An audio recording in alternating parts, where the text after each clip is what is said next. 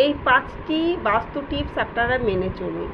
প্রথম যেটি বলবো সেটি হলো প্রত্যেক দিন সকালবেলায় ঘুম থেকে উঠে আপনার গৃহে সদর দরজায় জলের ছিটা দিন। সেটি প্লেন জল হতে পারে, প্লেন শুদ্ধ জল হতে পারে, গোবর মিশ্রিত জল হতে পারে এবং হলুদ মিশ্রিত জল হতে পারে। সেকেন্ড যেটি বলবো সেটি হলো আপনার গৃহের প্রত্যেক দিন ঠাকুরঘর এবং রান্নাঘর পরিষ্কার পরিচ্ছন্ন রাখুন।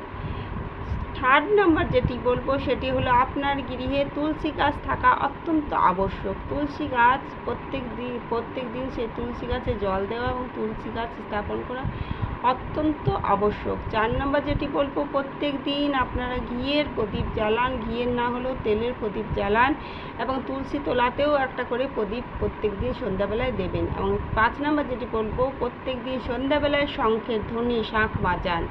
নমস্কার, রাধে রাধে।